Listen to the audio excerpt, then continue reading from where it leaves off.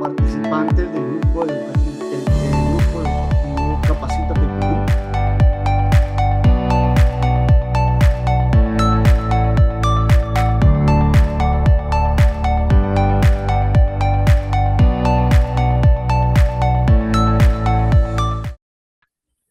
Bienvenidos a todos los participantes, bienvenidos nuevamente y a todos los participantes que se conectan a través de las diferentes plataformas. Somos Grupo Educativo Capacítate Perú.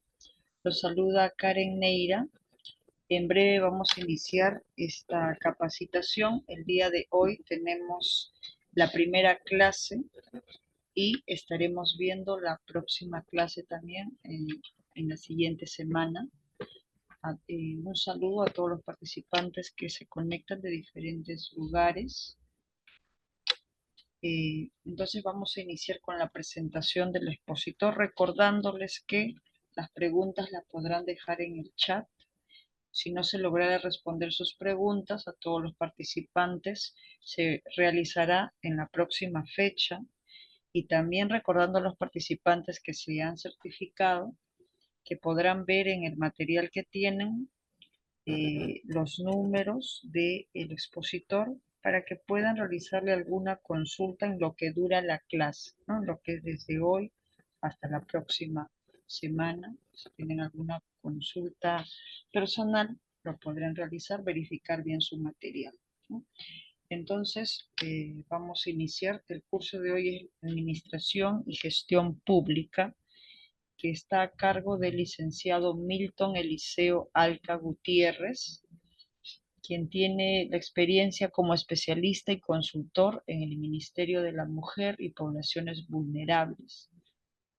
También experiencia en el Programa Nacional de Becas y Crédito Educativo, en el Ministerio de Trabajo y Promoción del Empleo y el Programa Nacional Aurora. Esta es una breve descripción del expositor, a quien doy pase para iniciar esta capacitación. Adelante, licenciado.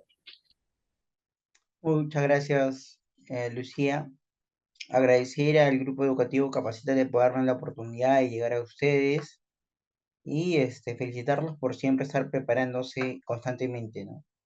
El curso que vamos a llevar hoy día es Fundamentos de la Gestión Pública, para entender que existen, pues, nociones generales y básicas para entender la gestión pública, ¿no? La gestión pública se ha convertido en una especialidad eh, que se encarga de estudiar los procedimientos técnicos, de disciplinar los procedimientos técnicos que se encargan los procesos del Estado, ¿no? Que se encargan de la ejecución de los procesos del Estado. Eh, pero antes de entrar al tema de la gestión pública, debemos de conocer algunos conceptos generales. ¿Y por qué conceptos generales? O sea, en realidad, cuando nosotros pensamos gestión pública, pensamos que hablamos del aparato estatal, pensamos que hablamos de repente de lo que hacen el poder legislativo, que es proyectar leyes, ¿no? O fiscalizar, ¿no? Asimismo, cuando hablamos de gestión pública, pensamos nosotros que es el diseño de resolver los problemas de la sociedad, o sea, tomar decisiones, como lo hacen, por ejemplo, los gobiernos regionales o los gobiernos locales, a través de sus autoridades políticas, ¿no? Ojo. Entonces, todos estos temas son diferentes, pero para eso hay que tener un concepto muy importante, el concepto de Estado. Mira, el concepto de Estado, nosotros tenemos actualmente que es una organización, ¿no? Es una organización y según la Constitución Política del Perú de 1993, el Estado es democrático y de derecho, forma gobierno de la República, es democrática, social, independiente y soberana. El Estado es uno indivisible, su gobierno es unitario, representativo, descentralizado, y se organiza según el principio de separación de poderes. Vamos a dejar en claro algo, un poco de teoría, ¿no? Max Weber explica que el Estado moderno, porque han existido diversos conceptos de Estado, ojo, tenemos desde las polis griegas o las ciudades-estados, como teníamos, por ejemplo, Roma y Atenas, ¿no? O sea, las ciudades griegas. a lo que tenemos el Estado moderno. Actualmente tenemos el Estado moderno, y el Estado moderno, según Max Weber, es la asociación de dominación de carácter institucional, que ha tratado con éxito monopolizar dentro de un territorio la violencia física legítima como medio de dominación, y que éste, en fin, ha reunido todos los medios materiales en manos de sus dirigentes y ha expropiado a todos los funcionarios estamentales que antes disponían de ellos por derecho propio. Es decir, que el Estado es la organización que va a poder ejercer la violencia legítima en favor de mantener esta organización, de mantener este orden, ¿no?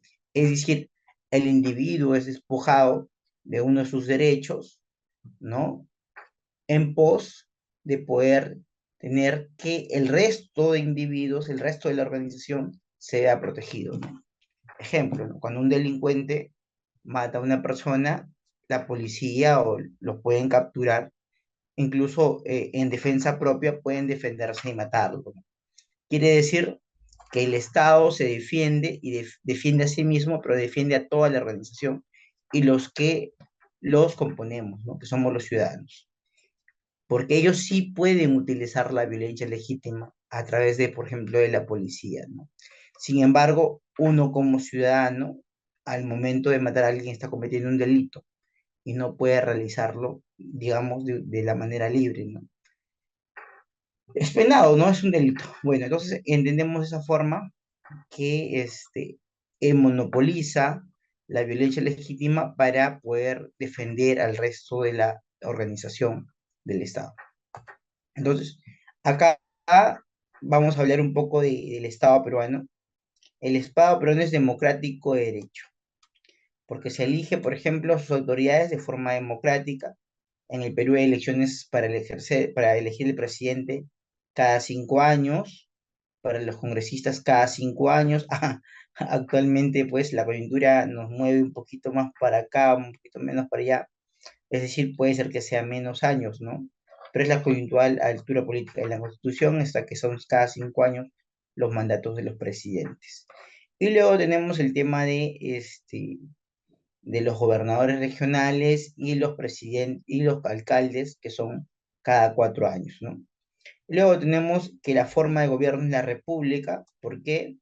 Porque la república es, digamos, un sistema democrático donde existe una separación de poderes, ¿no? Es democrática, social, representativa, independiente y soberana. Es independiente porque ya no somos una colonia, es decir, no estamos supeditados a las órdenes de otro país como antes éramos una colonia de España, ojo. Y es soberana, ¿no? Es decir, ejerce su poder, su soberanía en el territorio nacional. Y el Estado es indivisible, su gobierno es unitario y representativo y descentralizado. Cuando hablamos que es representativo, quiere decir que las autoridades representan a la población. Eso ya lo dejamos en claro. Y descentralizado es porque el Estado está presente en diversas partes del territorio del Perú. Por ejemplo, cuando nosotros vemos una posta en una zona rural, digamos en Huancavelica, o vemos un tambo en Apurímac, encontramos al Estado, ¿no? La presencia del Estado. Cuando vemos un colegio, una escuela, encontramos también la presencia del Estado, ¿no? Eso es, digamos, porque se le dice centralizado. Por ejemplo, los gobiernos locales representan al Estado de forma descentralizada. ¿Quiénes son los gobiernos locales? Las municipalidades provinciales, distritales, incluso los centros poblados, ¿no? Y luego tenemos que se organiza según el principio de separación de poderes. Esto es muy importante dejarlo en claro porque nos podemos confundir de, por ejemplo, que en el Estado el presidente hace todo, ¿no? O que el Congreso hace todo. No, definitivamente que no. Por ejemplo, tenemos al Poder Ejecutivo, ¿no? El Poder Ejecutivo es el que se encarga de administrar los recursos del Estado, ¿no? El que administra los recursos del Estado. Tenemos al presidente, que elige su consejo, su gabinete, su consejo de ministros, y tenemos distintos ministerios que encabezan sectores, ¿no? El sector mujer, encabezado por el Ministerio de la Mujer, el sector educación, encabezado por el Minedu, tenemos el sector justicia, el sector trabajo, y así podríamos ir enumerando cada uno de los sectores que lo encabezan los ministerios. Es decir, tenemos que entender que cada uno se encarga de administrar de forma especializada las distintas materias que tiene el Estado, ¿no? Por ejemplo, protección ambiental, que se encargan a través de sistemas funcionales, ¿no? Pero eso lo vamos a explicar más adelante. Y luego tenemos, por ejemplo, el poder legislativo. El poder legislativo es el que se encarga de legislar, ¿no? Crear, modificar leyes, derogar también leyes, ojo. Y tenemos también que el Congreso tiene un rol fiscalizador, ¿no? Es decir, puede controlar y supervisar las actividades que desarrolla el Ejecutivo. Y luego tenemos el Poder Judicial. El Poder Judicial es el poder que se encarga de administrar las controversias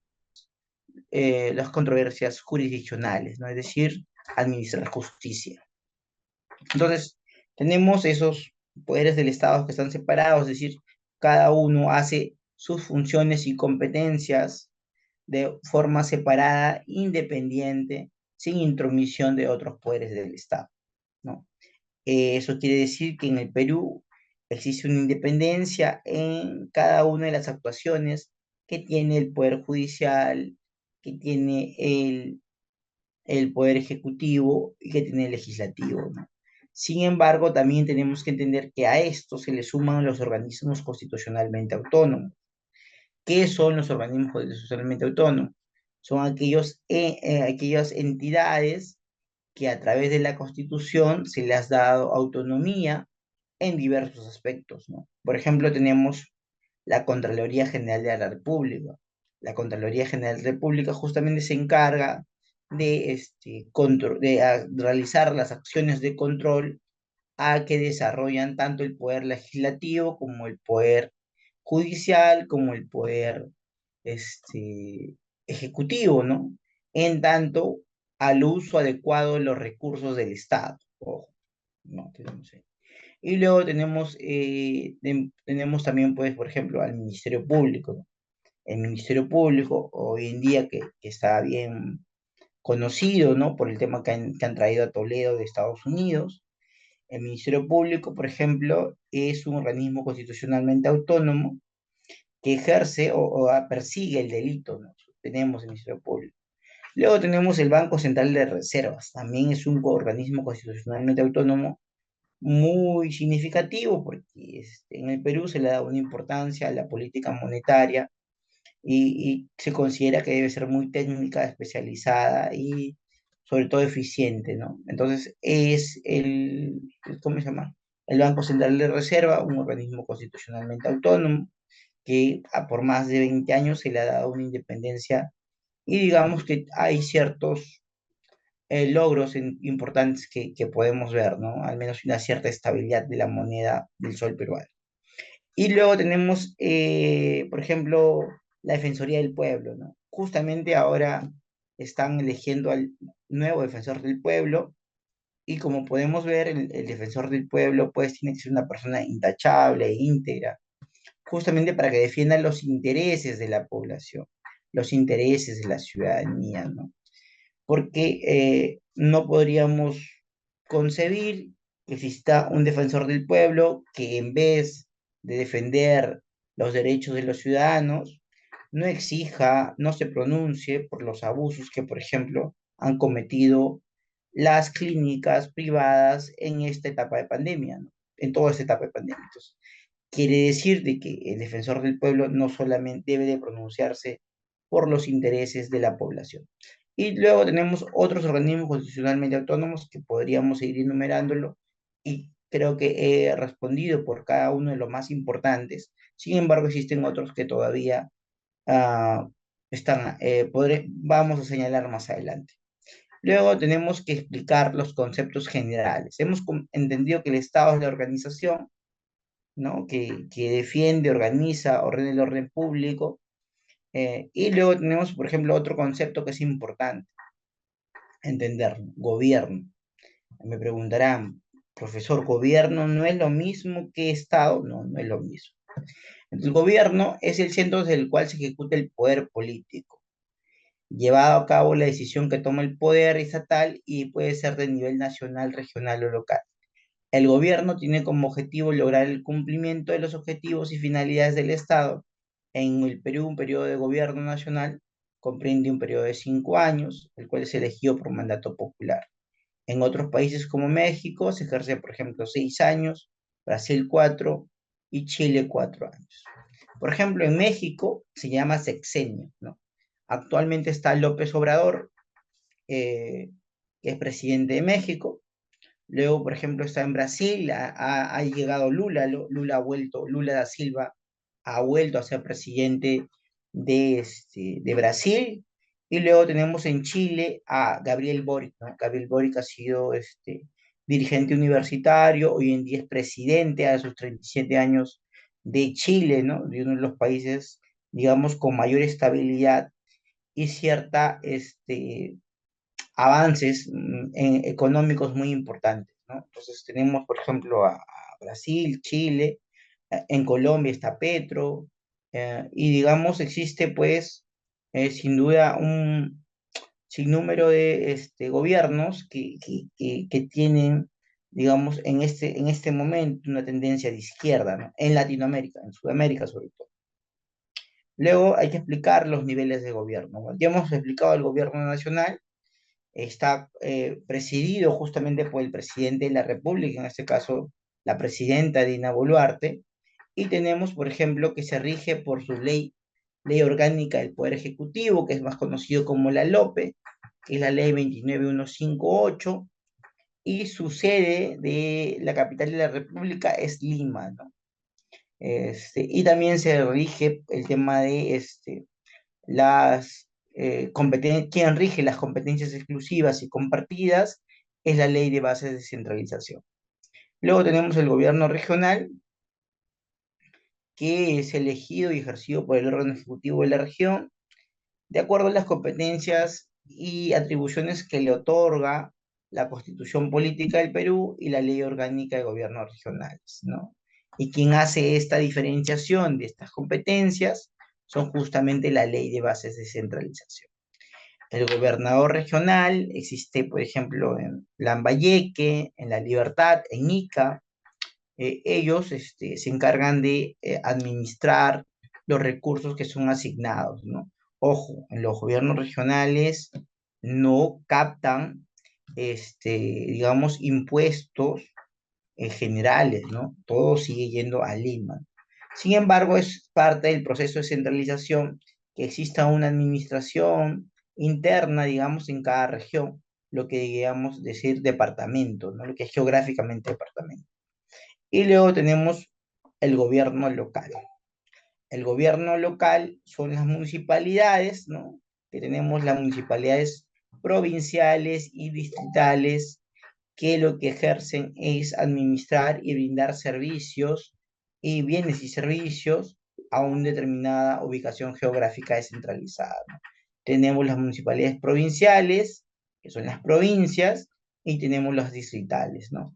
Y dentro de las distritales tenemos justamente, por ejemplo, los centros poblados. Existen regímenes especiales en las municipalidades que, por ejemplo, podemos concebir ahí la Municipalidad Metropolitana de Lima, ¿no?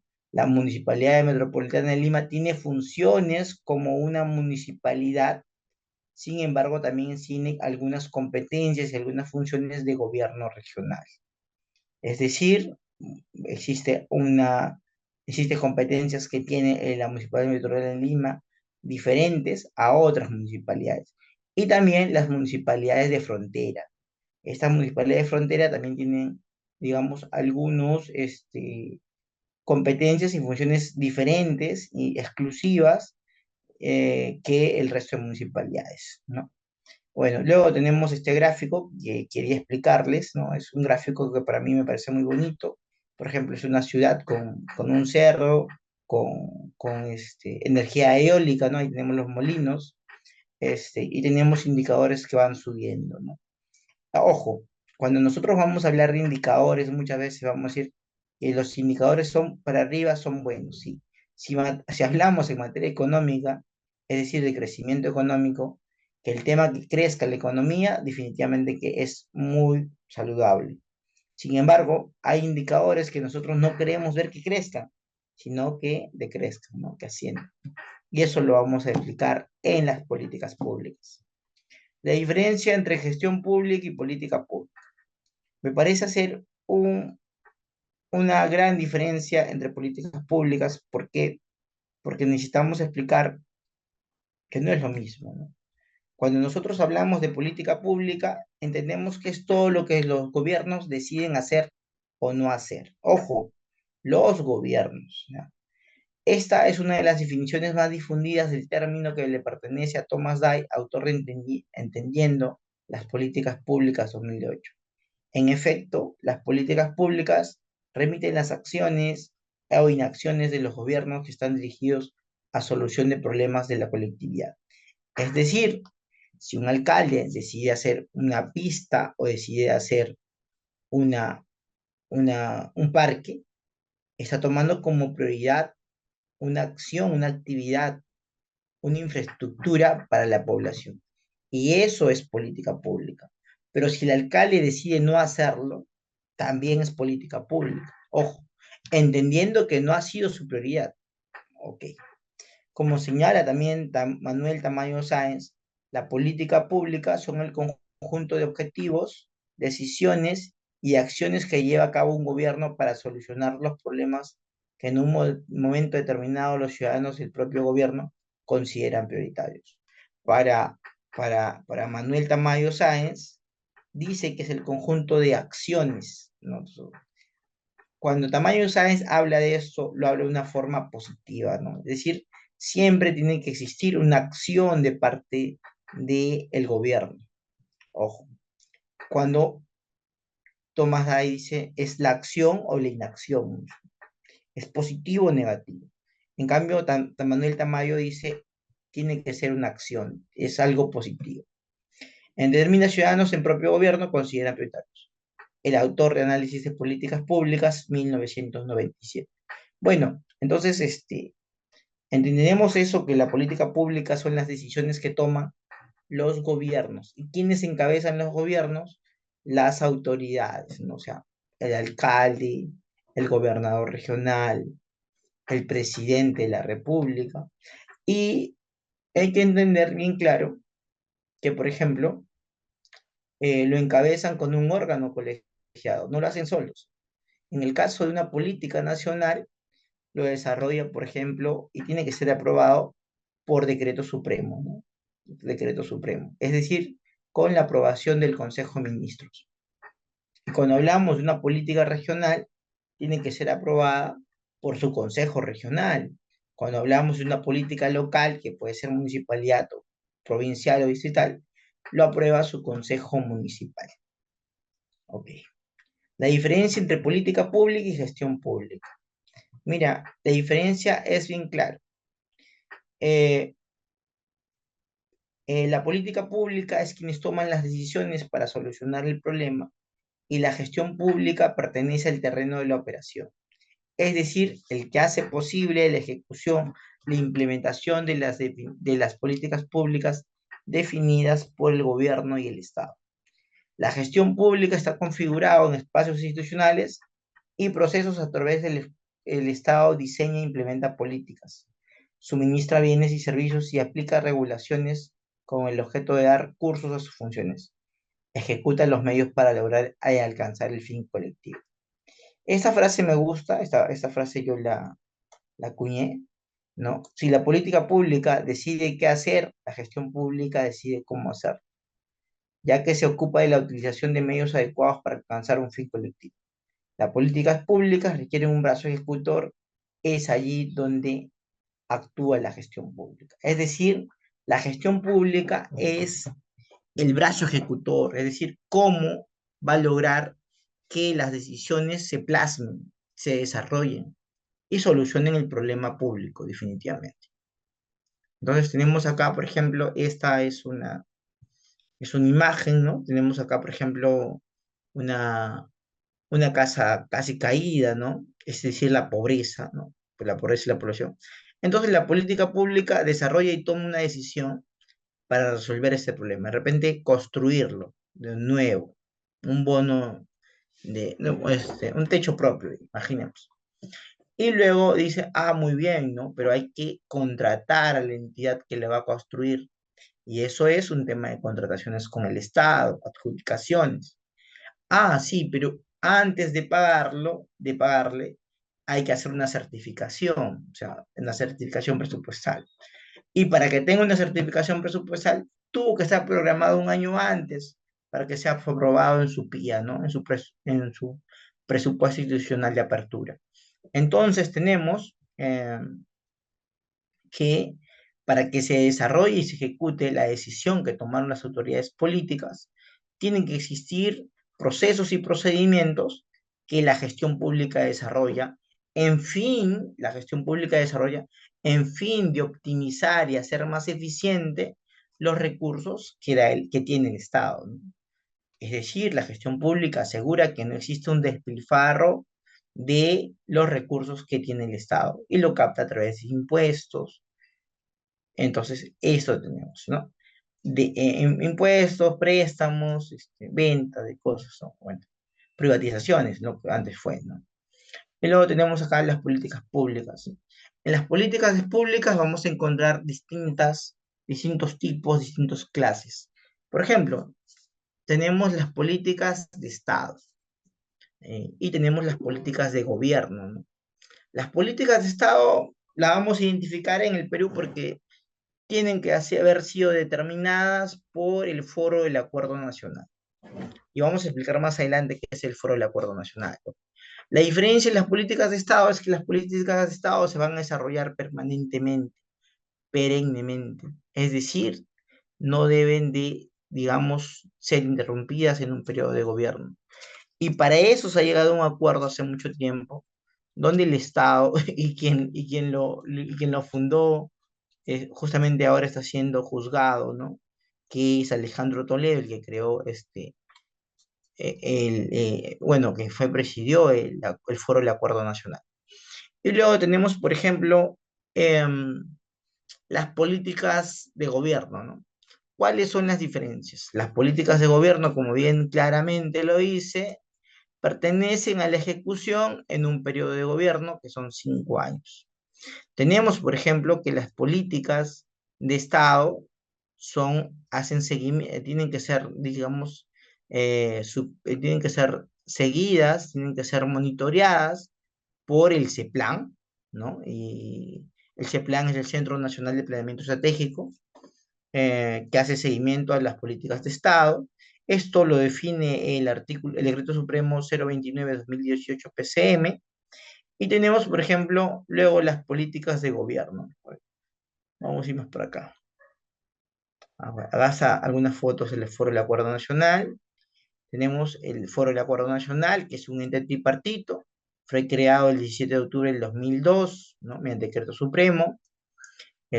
Participan los partidos políticos que cuentan con representación en el Congreso de la República. Es decir, solamente los que tienen participación en el Congreso. Está, por ejemplo, Juntos por el Perú, con su representante. Está Acción Popular, Fuerza Popular, que es el fujimorismo. Está Renovación Popular, ¿no? Que ahora son gobierno en la Municipalidad de Lima. Es decir, en el tema del acuerdo nacional es de establecer las políticas de Estado, están presentes los partidos políticos que tienen representación en el Congreso de la República, ¿no? También está Alianza para el Progreso, por ejemplo, de Acuña, ¿no? Otra de las instituciones, digamos, que están presentes son, por ejemplo, la sociedad civil, ¿no? La sociedad civil a nivel nacional. ¿Quiénes encontramos en la sociedad civil? Por ejemplo, tenemos a la CGTP, ¿no? La central, sí, la Confederación General de Trabajadores del Perú, que es bueno, es claro, la confederación de sindicatos, de gremios, de trabajadores de todo el Perú, un gremio que fue fundado, no, una confederación que fue fundada por José Carlos Mariátegui. Tenemos, por ejemplo, también la CONFIEP, ¿no? La Confederación, claro, la CONFIEP, la Confederación de Empresas, ¿no? del Perú. Tenemos la Sociedad Nacional de Industria. Otro de las, ¿cómo se llama? De otras que tenemos, ese, por ejemplo, el Concilio Episcopal, está presente también los evangélicos también, o sea, es decir, existe presencia en distintos capítulos, en distintas secciones de las políticas de Estado, representaciones de la sociedad civil, ¿no? Y tenemos también, por ejemplo, que cuenta con ¿quién? El Ejecutivo, ¿no? Es decir, el presidente de la República está presente en el Foro del Acuerdo Nacional. Entonces, el Foro del Acuerdo Nacional tiene un comité consultivo y un comité técnico, ¿no? En la realidad, han sido, como su secretario técnico, han sido personas de mucho renombre, ojo, ¿no? Que luego han sido ministros de Estado, sobre todo. Las políticas de gobierno, debemos entender que, como les expliqué, son aquellas políticas que son aprobadas en un periodo de gobierno, en este caso las gobiernos nacionales son 5 años, pero me preguntarán en qué se plasman, ¿no? ¿Cómo se plasman? Las políticas de gobierno se plasman en la política general de gobierno que tiene que ser presentado al Congreso de la República, ojo, y según el artículo 30 de la Constitución Política del Perú, se establece que la exposición de la política general de gobierno se presenta en cuestión de confianza dentro de los 30 días de haber asumido sus funciones. El presidente del Congreso concurre al Congreso en compañía, el presidente del Consejo de Ministros concurre al Congreso en compañía de los demás ministros para exponer y debatir la política general del gobierno y las principales medidas que requieren su gestión. Plantea el efecto de cuestión de confianza. Es decir, el presidente no puede ejecutar todas las propuestas que él ha tomado en campaña, no. Él tiene que plasmarlas en su política general de gobierno y esperar que el Congreso de la República le apruebe. Digamos, se ha hecho una costumbre que la política general de gobierno sea aprobada siempre por el Congreso. Hasta ahora ha sucedido eso, ¿no? Incluso con Pedro Castillo, que no tenía mayoría en el Congreso, fue aprobada, ¿no? Ojo, claro, no incluyeron algunos aspectos como planteaban, que era la nueva constitución, o eliminar el capítulo económico de la Constitución Política del Perú, bueno, que es una nueva constitución. Entonces esos temas que quieren reformar o cambios estructurales o cambios sustanciales se plantean justamente ahí, en la política general de gobierno. Y luego tenemos, por ejemplo, las políticas de gobierno, como les digo, se deben de establecer que en 40 días de haber asumido sus funciones, el presidente de la República, por iniciativa, aprueba mediante decreto supremo, ¿no? Y el seguimiento de las políticas de gobierno lo hace la Oficina de Cumplimiento de Gobierno e Innovación Sectorial de la Presidencia del Consejo Ministro. Esto, ¿quién lo establece? El artículo 6 del Decreto Supremo 029/2018 PCM, reglamento que regula las políticas nacionales. Bueno, acá me parece que me parece bien, vamos a establecer cuáles son los tipos de políticas nacionales. Tenemos políticas de Estado, políticas de gobierno, y ahora tenemos tipos de políticas nacionales. Tenemos entre ellos, por ejemplo, las políticas sectoriales y las políticas multisectoriales. Por ejemplo, la política sectorial es cuando solamente un sector se encarga del desarrollo de esta política, ¿no? Tenemos, por ejemplo, la política de aseguramiento de la calidad universitaria, ¿no? Esto lo desarrolla, por ejemplo, a través del licenciamiento, el SUNEDU, o el aseguramiento básico de la calidad universitaria del SUNEDU, y el aseguramiento, digamos, de óptimas condiciones de calidad, el CINEACE, ¿no? Que es el Sistema Nacional de Acreditación y Certificación. El CINEACE establece el tema de, digamos, estándares óptimos de calidad en torno a la educación universitaria. Y esto lo desarrolla, pues, por ejemplo, el Ministerio de Educación, ¿no? Y al no hacer intervenir otros sectores, como por ejemplo mujer, o como por ejemplo MIDIS, o como por ejemplo salud, y al solo ser ejercido por entidades que dependen del Ministerio de Educación, digamos que es, no digamos, es una política sectorial, porque lo desarrolla un solo sector, el sector de educación. Y cuando hablamos, por ejemplo, de políticas multisectoriales, es porque dentro de su implementación y ejecución van a actuar distintas entidades, distintos sectores, ¿no? Un ejemplo, tenemos, por ejemplo, el tema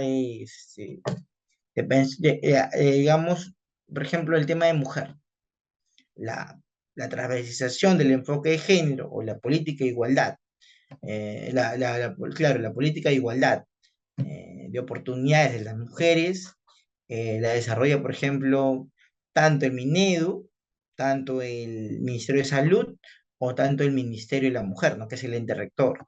O las políticas de niño, niña, adolescente, ¿no? Por ejemplo, el Ministerio de Educación desarrolla el acceso a la educación, ¿cómo se llama? La educación, el servicio educativo también a los niños, niños, adolescentes. Después también, pues, por ejemplo, es salud y salud le brinda servicios a los niños, niñas, adolescentes. El Ministerio de Trabajo regula justamente para que no se exploten los niños, niñas, adolescentes, o se le dé un trabajo con horarios y temas adecuados, ¿no? A los niños, niñas, adolescentes. Entonces, hablamos que en las políticas multisectoriales, en un tema, en una especialidad, como he hablado, como puede ser mujer, o como puede ser niño, niña, adolescente, o como puede ser el tema ambiental, lo desarrollen, por ejemplo, distintos sectores, ¿no? Y cuando eso sucede, va a ser una política multisectorial. Ojo. Gestión pública, ¿de qué hablamos? Bueno, cuando hablamos de gestión pública, siempre nos va a llegar la idea de que son procesos. Ojo. Mediante las cuales las entidades tienen el logro de sus fines y objetivos y metas a través de la gestión de políticas, recursos y programas. En esta línea, la mejora de la gestión pública implica un mejor aprovechamiento de dichos procesos para maximizar la calidad de trámites y servicios que presta la administración pública a fin de satisfacer las expectativas de los ciudadanos. En la gestión pública no es ahora, no es de ahora, ya hace mucho tiempo. Es más, se va a cumplir una década de que se ha orientado hacia el ciudadano, ¿no? Si bien es cierto, la gestión pública siempre ha sido brindar bienes y servicios al Estado, digamos, de manera formal, con documentos formales, se ha dispuesto que la política está orientada al ciudadano. Y ahora, con la política de modernización al 2030, se ha planteado también de que se desarrolla las personas, ¿no? ¿Por qué las personas? Porque en el Perú no solamente existen personas que son ciudadanos, ojo, existen personas que son personas naturales y personas jurídicas. Y estas personas jurídicas, muchas de esas son empresas, asociaciones, es decir, eh, actores también que necesitan tener una mirada por parte de la modernización de la gestión pública, ¿no? Entonces, hablamos que la gestión pública está orientada al ciudadano y a las personas. Entonces, ¿cómo se gestionan las entidades públicas? El Estado, bueno, eso ya lo hemos explicado. Algunos principios, vamos a ver unos principios de manera rápida, ¿ya? Por ejemplo, tenemos el principio de legalidad.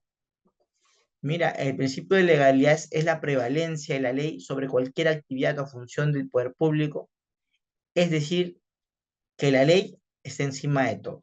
Pero vamos a dejar en claro cómo sucede el principio de legalidad en la administración pública. Vamos a jalar ese principio de legalidad del derecho administrativo y lo vamos a diferenciar con el principio de legalidad del derecho penal. Por ejemplo, en el derecho penal, todo lo que está prohibido es por ley. Por lo tanto, lo que no está prohibido en el derecho penal, que está permitido, ¿no? Es decir, si matas, 20 años de cárcel. Está prohibido, ese principio de legalidad, no puedes hacer eso. En el derecho administrativo y en la gestión pública, todo lo que no está regulado, es decir, todo lo que está regulado se puede realizar, pero todo lo que no está regulado no está permitido. Es decir, el Estado, bueno, en la gestión, el aparato público no puede hacer más allá de lo que determina la ley, porque no lo establece sus competencias y funciones. Es por eso un ejemplo, mira, un sereno, ¿ya? Un sereno, un fiscalizador, ¿ya? Un fiscalizador en una municipalidad ejerce, por ejemplo, la fiscalización en vías públicas, ¿ya? Vías públicas, ojo. Entonces, si un ambulante se mete a una cochera, si un ambulante se mete a una propiedad privada, a una casa de alguien, ¿el fiscalizador lo puede intervenir? Les pregunto. No, definitivamente que no lo puede intervenir porque el fiscalizador es para la vía pública y ejerce las funciones que tiene la municipalidad y lo hace para la vía pública. Si ingresa a una propiedad privada, ¿de quién depende en el Perú? De la propiedad privada depende de su dueño. Entonces, ese es un ejemplo, por ejemplo, que el fiscalizador no se puede meter a las casas, no se puede meter a, a los negocios privados, los centros comerciales, pero, ojo, sí puede hacerlo la policía, pero no por cualquier caso, no por cualquier tema, lo puede hacer por flagrancia, es decir, cuando puede ver in situ esa persona, ese policía, que se ha cometido un delito, ¿no? Que se ha cometido un delito y por lo tanto puede ingresar a ese lugar. Es decir, yo me peleo con mi mujer y hay gritos enormes en el departamento y empiezan a gritar. Se presume que se está cometiendo un delito, ¿no? Que es una violencia física hacia una mujer, o una mujer, un hombre, ¿no? Porque los hombres también estamos también expuestos también, ojo. Entonces, se presume que se está cometiendo un delito, que es la violencia física, y la policía puede entrar, ¿no? En ese caso, las competencias la tiene la policía. Entonces, ahí diferenciamos que el principio de la legalidad te da la potestad de realizar una acción o inacción y está por encima de todo el principio de legalidad. Luego tenemos otro principio que me parece también muy importante explicarlo, que es el principio de inclusión y equidad, ¿no? Al hablar del principio de inclusión y equidad, nos referimos a la incorporación económica y social, política y cultural de los grupos sociales excluidos y vulnerables, y de las personas con discapacidad en cualquier tipo que limita su desempeño. Es decir, tenemos que darle equidad a las personas que son diferentes o tienen distintas habilidades motoras, psicomotoras o sociales. ¿Y esto cómo diferenciamos? Mira, aquí hay que entender un principio, hay que diferenciar, primero para explicar esto hay que diferenciar entre igualdad y equidad. Cuando nosotros hablamos de igualdad, quiere decir que todos estamos de igual manera ante la ley, ¿no? Ante la ley, ante los servicios, ¿no? Sin embargo, existen personas que no pueden ser tratadas de la misma manera. ¿Por qué? Porque tienen condiciones especiales. Ejemplo, las madres embarazadas. Se encuentran en un estado de vulnerabilidad, por lo tanto no pueden ser atendidas igual que todos. Por eso se le da un trato preferencial cuando van a una entidad pública o incluso cuando van a una privada. Incluso se le da por ejemplo, una filia especial o para pagar o sea, en el sector público, nada más voy a hablar ya, porque en el privado también existe, pero, o sea, en el sector público se le da un trato preferencial. Una persona con discapacidad, ¿no? Se le tiene que dar justamente una, una rampa en el sector público para que se pueda desplazar. ¿Por qué? Porque justamente tiene una discapacidad, tiene una condición diferente a la de nosotros, ¿no? O sea, una persona con discapacidad motora que tiene distintas condiciones. Igualito, ¿no? Si es una persona sordomuda, es decir, y acá también podríamos incluir incluso a las personas quechohablantes o aymaras, ¿no? Es decir, que se le dé un igual trato, que se le dé la capacidad de tener un traductor, de esa manera lo incluimos. Ojo. Bueno, entonces ese es el principio de inclusión y equidad. Y el principio, bueno, y justamente ese trato diferenciado y especial se llama equidad, ¿no? O sea, equidad no es tratarlos todos por iguales, sino es que se le trata a cada uno de acuerdo a la condición que tiene a fin de darle igualdad de oportunidades. Ojo. Y luego tenemos el principio de eficacia. Bueno, la eficacia es un principio muy desarrollado. O sea, me dice, ejecuta una acción, yo la ejecuto, ¿no? Haz un informe, yo lo hago. Entonces cumplo con hacerlo en un momento determinado, soy eficaz. El Estado, pues, por ejemplo, pido un certificado de nacimiento, ¿ya? Y me entregan, pues, la copia, ¿no? Pero, sin embargo, una información mala, una información errónea, pero el Estado ya fue eficaz, el fiscado ya desarrolló. Ahora, ¿por qué lo desarrollan? ¿Por qué es necesario complementarlo con el tema de eficiencia? ¿Por qué? Porque con el tema de eficiencia no solamente yo te entregué un documento de calidad, sino que, digamos, teniendo las mismas condiciones que el resto de entidades, yo lo desarrollo con una mejor calidad, con una mejor presentación. Eficiencia, en realidad, yo quiero traer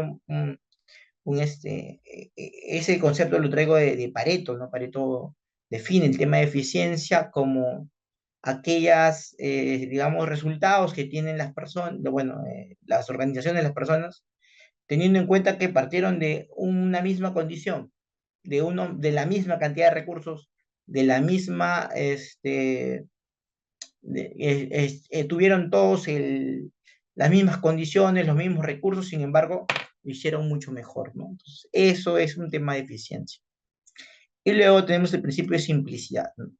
En la gestión debe eliminarse los requisitos, los procedimientos innecesarios, eliminarse las barreras burocráticas, es decir, entender que la gestión pública debe ser lo más sencillo y simple para el ciudadano, ¿no? No darle más dificultades o más requisitos que no puedan cumplir.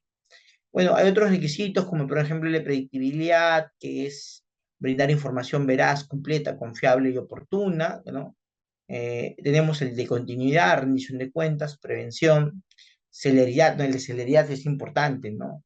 Es que la gestión debe asegurar que los procedimientos se cumplan, no solamente, digamos, en el plazo cierto, en el plazo predictible, sino también que se desarrolle de la manera más pronta posible, ¿no? Con los mismos estándares de calidad, con la misma seguridad que pues. El principio de participación y transparencia. Para mí este principio me parece muy importante porque ha permitido que la sociedad civil participe en las decisiones del gobierno, ¿no? De los gobiernos.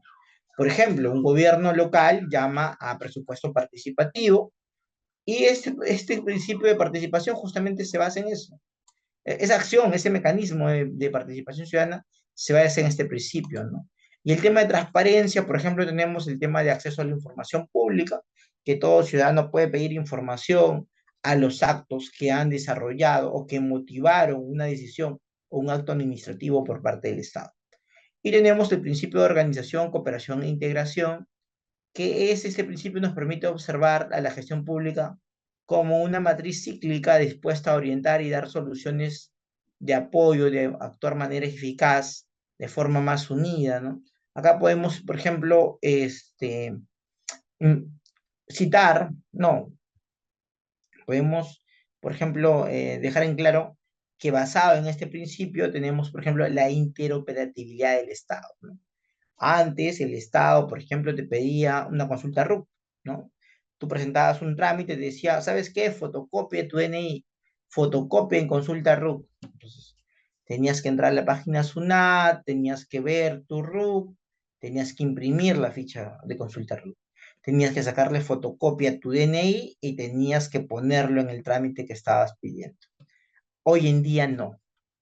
Hoy en día pones tu número de DNI, listo, pones tu número de RUC, listo. ¿Y qué se encarga el Estado? el Estado se encarga de verificar que esa información sea veraz. Pero si lo presentares en la Municipalidad Metropolitana de Lima, ¿ellos tienen esa información? Claro que no. Esa información la tiene la SUNAT. Y el Estado que se desarrolla a través de la Municipalidad Metropolitana de Lima está obligado a buscar la información en la plataforma de interoperatividad del Estado peruano, más conocido como PIDE. Entonces, esa plataforma te da la información, que la información que te está dando el ciudadano es veraz.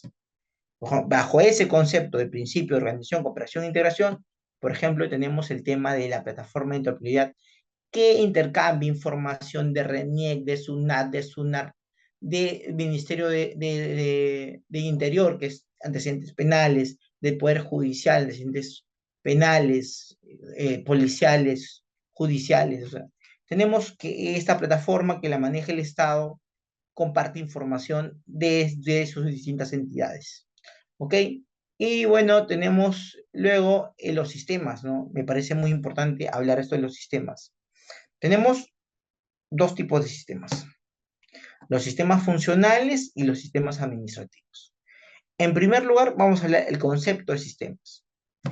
Dice que para administrar el Estado, para desarrollar el Estado de manera más eficiente y eficaz, el Estado se va a ejecutar a través de sistemas, ¿no? Y tenemos, por ejemplo, los sistemas funcionales que tienen de finalidad asegurar el cumplimiento de una política pública. Esto quiero que dejen en claro, ¿no? Los sistemas funcionales van a tener la finalidad de asegurar el cumplimiento de una política, de políticas públicas que requieren participación de todas o varias entidades del Estado, el Poder Ejecutivo es responsable de reglamentar y operar los sistemas funcionales. Este sistema funcional va a tener un ente rector. ¿Esto quién lo establece? La Ley Orgánica del Poder Ejecutivo. Los sistemas funcionales tienen que estar sobre todo en un órgano de línea de los ministerios, ojo, ¿no? Por ejemplo, uno de los sistemas funcionales que ponemos en materia son agricultura, ambiente, comercio, turismo, economía, salud, educación, trabajo, mujer, desarrollo social, transportes y otros. Y luego tenemos, por ejemplo, otro sistema que son los sistemas administrativos. Mira, recuerden bien, sistema funcional, finalidad del cumplimiento de las políticas públicas. Y sistema administrativo tienen la finalidad de regular la utilización de los recursos en las entidades de la administración pública. Es decir, el sistema funcional va a ver cómo yo ejecuto la política pública y tengo que asegurar que se cumpla. ¿Ya? Los entes rectores van a determinar, los entes rectores que están en los ministerios van a decir directivas, orientaciones, normas para regular, para que las actuaciones sean de manera eficaz y eficiente. Pero cuando hablamos de sistemas administrativos, vamos a hablar de optimizar, vamos a hablar de regular la utilización de los recursos de las entidades de la administración pública. Y esa regulación que hacen los sistemas administrativos va a ser para que se use de manera más eficiente, más eficaz, más correcta los recursos del Estado, ¿no? Los sistemas administrativos tienen que guardar relación con las funciones de la administración interna que ejercen apoyo a la ejecución de funciones sustantivas. Están referidas a la utilización eficiente de medios y recursos materiales, económicos y humanos que intervienen en la gestión pública para la provisión de servicios públicos. Y tenemos estos sistemas administrativos. Por ejemplo, gestión de recursos humanos.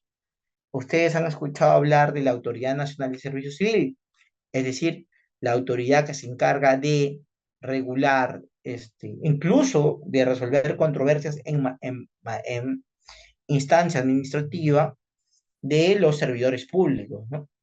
Los distintos regímenes, 728, 276, 1057, incluso funcionarios que están con otros regímenes como el FAJ, otras modalidades de pago incluso, ¿no?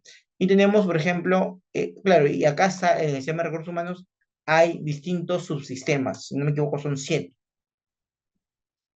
Está la gestión del rendimiento, la gestión del empleo, está el fortalecimiento de capacidades, o que es la capacitación, las compensaciones, el bienestar social, Y luego tenemos el abastecimiento, ¿no? Que es de parte del MEF. El abastecimiento del MEF. Pero, ojo, cuando hablamos de abastecimiento, no solamente vamos a pensar que es el tema de contrataciones con el Estado, es decir, la adquisición de bienes y servicios por parte del Estado. No, cuando hablamos de abastecimiento, hablamos de toda una cadena del Estado, de cómo puede, digamos, controlar incluso sus bienes patrimoniales. Acá está a cargo del MEF, ¿no? Pero el organismo más conocido es, por ejemplo, el organismo de supervisión de contrataciones con el Estado, OCE, ¿no? También está la Dirección General de Abastecimiento y están, por ejemplo, también todas las oficinas de abastecimiento logística que están en las municipalidades, en los gobiernos regionales, ¿no? Logística, abastecimiento. Así, más que nada se llaman las oficinas, ¿no? Entonces lo hacemos el presupuesto público, que está a cargo del MEF, del Ministerio de Economía y Finanzas. En el presupuesto público vamos a encontrar distintos, digamos, distintos secciones, distintas cosas. Pero, digamos, lo más importante en presupuesto público, de lo que siempre se habla, por ejemplo, es del presupuesto institucional de apertura, ¿no? Es decir, cómo se aprueba la ley de presupuesto público de cada año. Como sabemos, este presupuesto público tiene que ser presentado por el Ministerio de Economía y Finanzas al Congreso de la República como máximo el 30 de agosto de cada año, ¿no? Ojo, 30 de agosto, por ejemplo, del 2023, pero ese presupuesto se va a ejecutar el 2024. Ojo, es para el siguiente año. Y tiene que ser aprobado por el Congreso de la República como máximo el 30 de noviembre del año anterior, ¿no? El año anterior al ejercicio fiscal. Entonces, tenemos, por ejemplo, esos son claro, la Ley General de Presupuesto, donde vamos a encontrar justamente los PIA, los presupuestos institucionales de apertura, pero luego estos son modificados y tenemos los presupuestos institucional modificados, ¿no? El PIN. Implica una serie de procesos y procedimientos para poder ejecutar el presupuesto, para programar el presupuesto también. Y luego tenemos tesorería, ¿no? Con tesorería son los temas de las cuentas que tiene, bueno, el tema de los pagos, de los girados, tesorería. Tenemos, por ejemplo, otro sistema administrativo que es endeudamiento público, que es el MEF. Es decir, cuando una entidad del Estado quiera prestarse dinero de cualquier institución financiera, ojo, tiene que pasar por opinión del MEF y si es de una cantidad determinada, digamos superior, grandes cantidades, también tiene que contar con la opinión no vinculante de la Contraloría General de la República, ¿no? Es decir, la Contraloría General de la República puede opinar respecto a un endeudamiento, sin embargo, esta opinión puede ser desmerecida o no puede ser tomada en cuenta, ¿no? Es uno de los temas que todavía debería de superarse y debería de buscarse que exista más control del endeudamiento público, ¿no?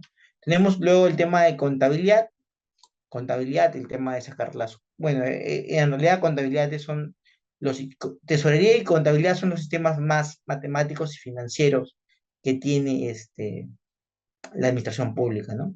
Y luego tenemos la inversión pública, ya tenemos por ejemplo, acá en la inversión pública tenemos el Invierte P actualmente, ¿no? Tenemos los proyectos de inversión pública, y por ejemplo, acá también están los IOR, que son, digamos, son otras formas de financiamiento, de buscar aprobación o factibilidad del presupuesto para, digamos, comprar, rehabilitar algunas entidades del Estado, ¿no?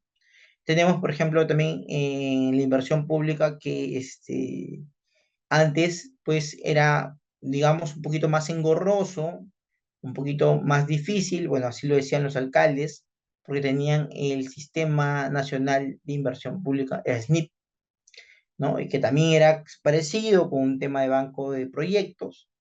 Sin embargo, esto se cambió y ahora tenemos el InvierteP, ¿no? En el InvierteP también hay todo un proceso en el ciclo de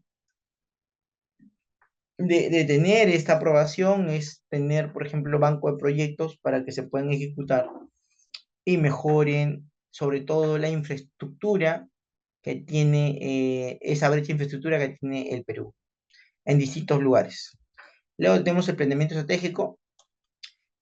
Bueno, el planeamiento estratégico, el ente rector es el CEPLAN, el Centro Nacional de Planeamiento Estratégico, y acá vamos a encontrar, por ejemplo, los procesos para la aprobación del famoso plan de desarrollo concertado de las municipalidades o los gobiernos regionales, los PECEN, los planes sectoriales multianuales de los ministerios, de los sectores, o el PEI, ¿no? Que es el presupuesto institucional, estratégico institucional, el PEI, el presupuesto institucional, que establece los objetivos, ¿no? Las metas, los objetivos de la entidad, la visión, la misión, y tenemos también, por ejemplo, el POI, ¿no? El POI, que es el Plan Operativo Institucional, que es donde van a estar desarrolladas las actividades de cada una de las entidades, ¿no? Y luego tenemos, por ejemplo, la defensa judicial del Estado peruano. La defensa judicial del Estado peruano es un sistema administrativo, muchos no lo vean de esa manera, no sé, algunos desarrollan el tema de la defensa judicial, pero piensan, no tienen nociones de que es un sistema administrativo, ¿no? Acá en la defensa judicial del Estado vamos a encontrar las procuradurías. Actualmente el Perú tiene una procuraduría muy autónoma, diferente, ¿no? A lo que era antes. Antes dependían del Ministerio de Justicia, hoy en día son un ente autónomo, ¿no? No es constitucionalmente autónomo, ojo, ¿no? Y luego tiene el sistema de control, ¿no? En el sistema de control está la Contraloría General de la República. Y la Contraloría General de la República, ¿por qué es autónomo? ¿Saben por qué? Porque se supone que en la administración pública no puede ser juez y parte, ¿no? Si fuera parte del Ejecutivo, la Contraloría General de la República, este, digamos que lo elige el presidente de la República, ¿cómo fiscalizarías a quien te nombró, a quien te ha dado la confianza, ¿no? En este caso, para ser Contralor de la República, tiene que ser aprobado por el Congreso de la República, ojo, tiene que ser mayor de 40 años, tiene una solvencia moral, y tiene que ser reconocido. En realidad, ser Contralor de la República ha sido muy complicado, digamos, es uno de los puestos donde tienen que llegar las personas más idóneas, sobre todo, ¿no? Y luego tenemos el 11º sistema, que es el sistema de modernización de la gestión pública, que está a cargo de la PCM, ¿no? La Presidencia del Consejo de Ministros. Y es justamente la Secretaría de Gestión Pública la que ejerce como ente rector de la política de modernización de la gestión pública, no, del sistema administrativo de modernización de la gestión pública, ¿no? Bueno, tenemos pues que hablar de los sistemas administrativos, eso vamos a hablarlo más adelante en las próximas clases. Solamente vamos a dejar en claro que para comenzar con una gestión pública eficiente y eficaz, debemos de comenzar con el planeamiento. Es decir, si nosotros no planeamos qué hacemos el próximo año, qué hacemos a corto, mediano y largo plazo, no vamos a poder desarrollar de manera eh, eficiente y eficaz, y sobre todo lograr metas y objetivos que se tienen que establecer las entidades, ¿no? Un claro ejemplo es, por ejemplo, eh, los planes operativos institucionales, ¿no?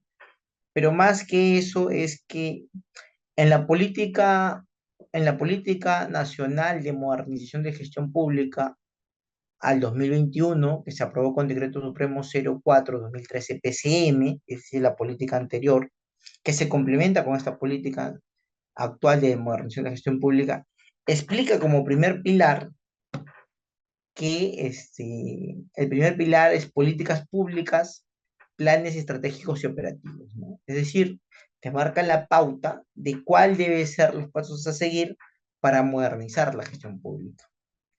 En mi parecer, la gestión pública ha cambiado enormemente. Cuando yo llegué en el 2012 a realizar acciones operativas en la gestión pública, por ejemplo, desarrollábamos los trabajos con papel.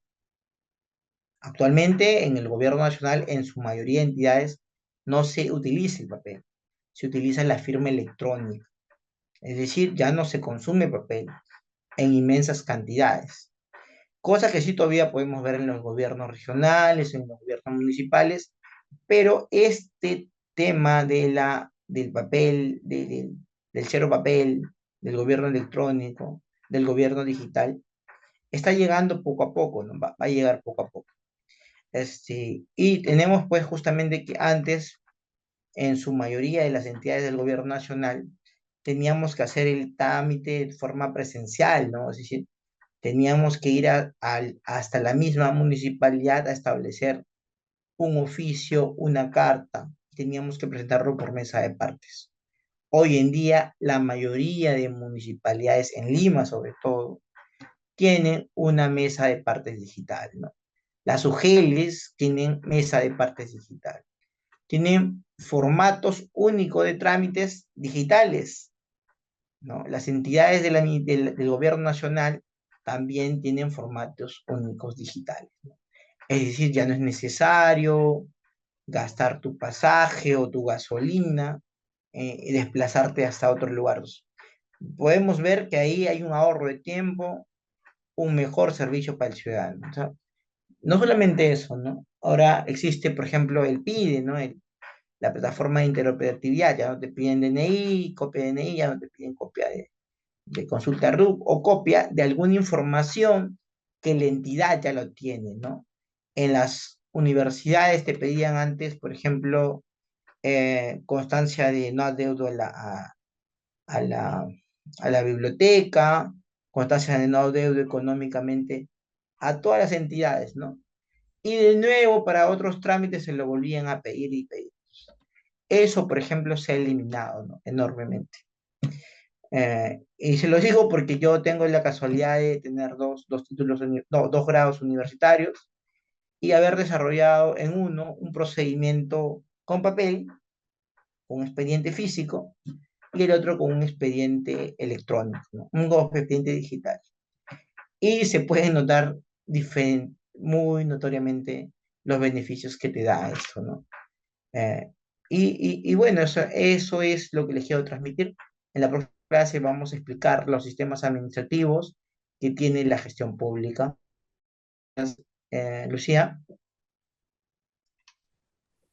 Muy bien, entonces hemos finalizado la primera parte, la exposición de esta primera clase a todos los participantes que están acompañándonos y conectados en este momento.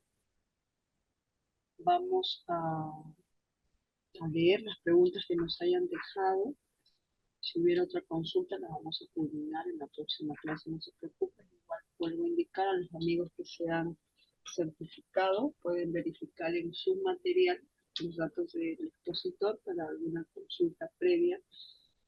Y a los amigos que desean certificarse, comunicarse a escribirnos, vamos a dejar el enlace aquí en el chat. Entonces vamos a iniciar con las preguntas. Licenciado, la primera pregunta es, ¿cuál es la diferencia entre gestión pública y políticas públicas? Muy buena pregunta. Mira, en las políticas públicas vamos a identificar que son para solucionar los problemas de la población, ¿no? Ejemplo, una política pública va dirigido a, este, a ver, disminuir la pobreza, ¿ya? Eh, por ejemplo, en el gobierno de Yantumala definieron que para disminuir la pobreza iban a implementar programas nacionales, ¿no? Y estos programas nacionales, por ejemplo, fue Pensión 65, para el tema de los abuelitos, Pronavec, para darle más oportunidades a los jóvenes y tengan una educación y salgan de la pobreza a partir de una formación profesional, Entonces, quiere decir de que estas decisiones fueron decisiones de los gobernantes, ¿no? Fue decisión del presidente en conjunto con el Consejo de Ministros y fueron decisiones para implementar políticas para solucionar los problemas de la ciudadanía, de la población, ¿no? En este caso, es la pobreza extrema la pobreza. Porque justamente estos programas no son para todos, son para los abuelitos, por ejemplo, mayores de 65 años, que están en pobreza extrema. El tema de Pronavec también es para los jóvenes que están en pobreza extrema o pobres. Entonces, por ahí se va solucionando parte del problema. Entonces, estas decisiones son las políticas públicas que se plasman a través de decretos supremos, leyes, y tenemos la gestión pública, ¿no? La gestión pública es que, por ejemplo, para que se desarrollen estos programas, para que se ejecuten, hay un tema de acompañamiento y supervisión, por ejemplo, en Visión 65, que vayan al centro de salud, ¿no? Entonces, y en el tema de beca 18 es que estas personas, digamos, cumplan con dar informes mensuales a su entidad, que es Pronavec. Entonces, de esa forma se va haciendo seguimiento, se contrata personal, que son recursos humanos, se da dinero, subvenciones, y para eso hay filtros, ¿no? Revisión de documentos, revisión de requisitos. A ver, se presupuesta este dinero con un año de anticipación que tiene que ser aprobado por su sistema administrativo de presupuesto público. Es decir, se desarrolla un sinnúmero de actividades para asegurar que se cumpla estas decisiones que han tomado las autoridades políticas. Eso es la gestión pública.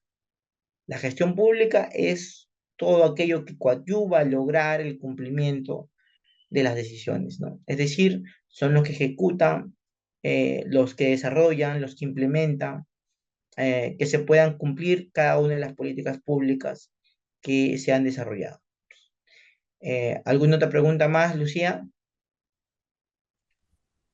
Muchas gracias, licenciado, por la respuesta. Y la siguiente pregunta sería, ¿cuáles son los principales principios de la gestión pública? Ah, muy bien. Por ejemplo, para mí el principal principio que nosotros como servidores públicos o funcionarios nos debemos de tener en claro es el principio de legalidad. Si nosotros infringimos la ley, somos pasibles de un proceso disciplinario, somos pasibles de un proceso penal o un proceso civil. Entonces, yo creo que el principio que uno debe de tomar en cuenta es sobre todo el principio de legalidad, que nos dice bien claro que nosotros debemos de tener como, digamos, no solamente respetar, sino que sea de manera imperativa el cumplimiento de la ley, ¿no?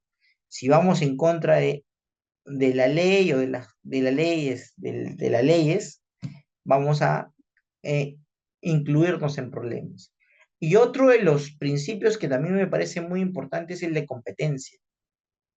¿Y por qué lo digo? Porque hoy en día hemos estado escuchando, por ejemplo, que el alcalde de Lima el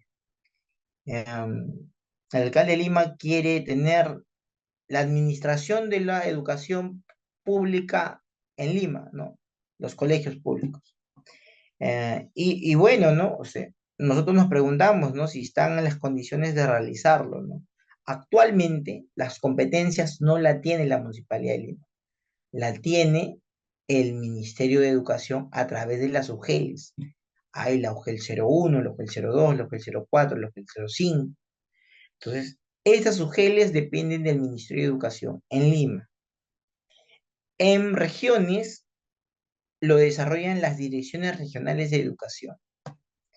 Y deberíamos de hacer este contraste, ¿no? Antes de tomar decisiones. Si las regiones han estado operando bien, han estado utilizando bien los recursos, o sus indicadores demuestran que existe un mejor aprovechamiento de los recursos y de unos mejores resultados en la educación, ¿no? Más que Lima, ¿no? para poder decir que realmente se le puede dar la administración a la Municipalidad Metropolitana de Lima. En mi parecer, no sé, no he visto una gran ejecución de parte de la actual gestión metropolitana, así es que yo creo que deberían de ver el tema de las competencias, ¿no? Y la competencia actualmente, por ejemplo, esa la limita el principio de competencia, ¿no? Es que para mí es importante. ¿Y por qué? Porque muchos de estos nos desarrolla la ley de bases de centralización. La ley de bases de centralización va a explicar qué le compete al gobierno nacional, qué le compete al gobierno regional, qué le compete al gobierno local. Por ejemplo, quienes desarrollan en regiones las licencias para conducir, no lo hace una municipalidad provincial. Conducir un auto, no lo hace una municipalidad provincial, lo hace el gobierno regional. Y para conducir una moto, no lo hace un gobierno, no lo hace una municipalidad distrital, lo desarrolla una municipalidad provincial. Entonces, esto nos deja en claro que no debe de existir superposición de servicios que brinde el Estado, ¿no?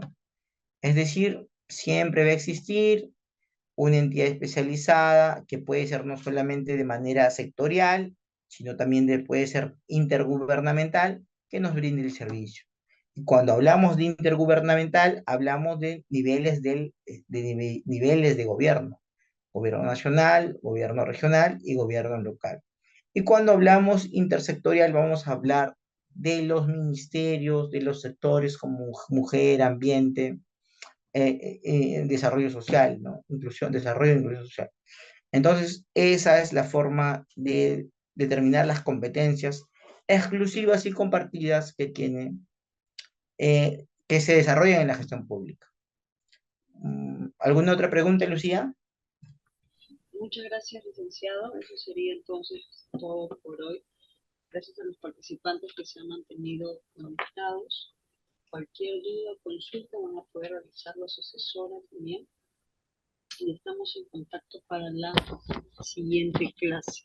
Estamos comunicados a través del WhatsApp. Eso sería todo, licenciado. Sus palabras finales para poder despedir la clase. Muchas gracias al Grupo Educativo Capacítate Perú por darme la oportunidad de llegar a ustedes y de impartir los conocimientos que estamos adquiriendo. Por ejemplo, yo me sigo preparando, ¿no? Actualmente estudio la maestría en gestión pública en la Universidad Nacional Mayor de San Marcos. He estudiado Derecho en la Universidad Nacional Mayor de San Marcos, pero también soy profesor licenciado en educación me parece que ustedes siguen ese camino, ¿no? Siguiendo en la senda de la preparación constante. Y qué mejor institución que el Grupo Educativo Capacítate Perú, que ya venimos trabajando más de 3 años y bueno, ha ganado mucho renombre, ¿no? Y que sigamos en esa senda. Muchísimas gracias, Lucía. Muchísimas gracias, estudiantes, participantes de este curso. Muchas gracias, licenciada. Muy buenas noches con todos los participantes.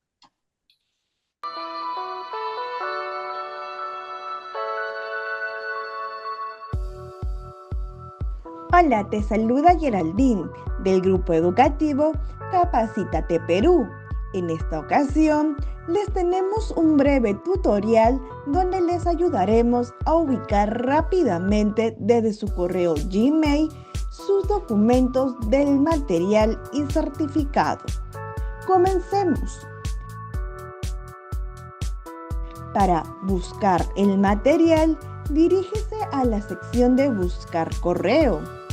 Escribir capacitateperú.informes@gmail.com. Clic en el icono de la lupa y podrán encontrar el correo que contiene el link de su clase. Deslizar hacia abajo y ubicará el material a descargar. En caso les aparezca buscando virus, al momento de descargar sus documentos, les pedimos por favor esperar hasta que cambie a descargar. En el caso contrario, el documento podría sufrir algún desperfecto. Ahora, para buscar el certificado, diríjase nuevamente a la sección de buscar. Esta vez, escriba certificados@iacers.com y encontrarán el primer enlace que lo dirigirá directamente a su certificado.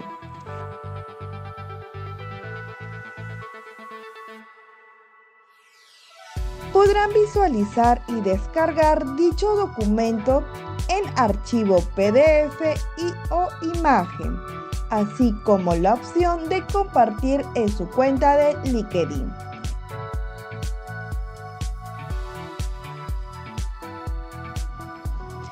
En caso que desee verificar su certificado, dar clic en el segundo enlace, donde los enviará a la página web del Grupo Educativo Capacítate Perú y tendrán que ingresar el número de documento y el código de verificación enviado en el mismo correo.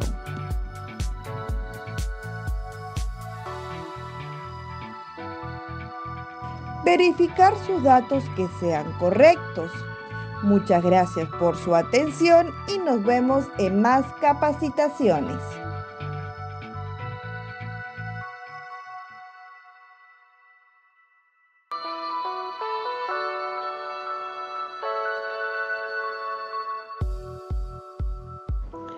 Hola, te saluda Karen del Grupo Educativo Capacítate Perú y en este tutorial te vamos a enseñar cómo verificar tu certificado en nuestra plataforma.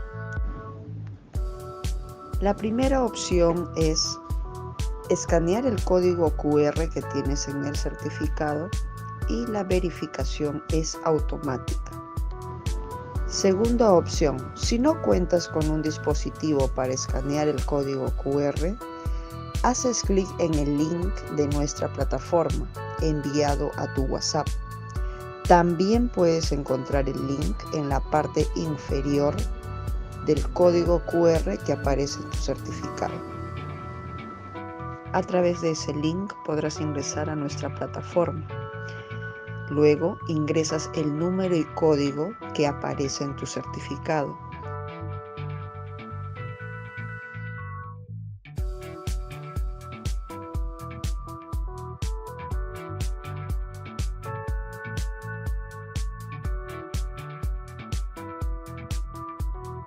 Y podrás verificar y validar tu certificado en nuestra plataforma.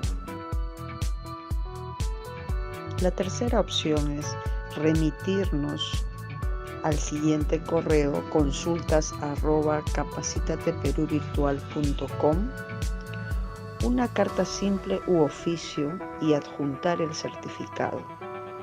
Le responderemos dentro de 1 a 3 días hábiles la verificación de su certificado. Tiene estas 3 opciones para poder verificar y validar su certificado en nuestra plataforma. Estamos para atenderlos. Grupo Educativo Capacítate Perú.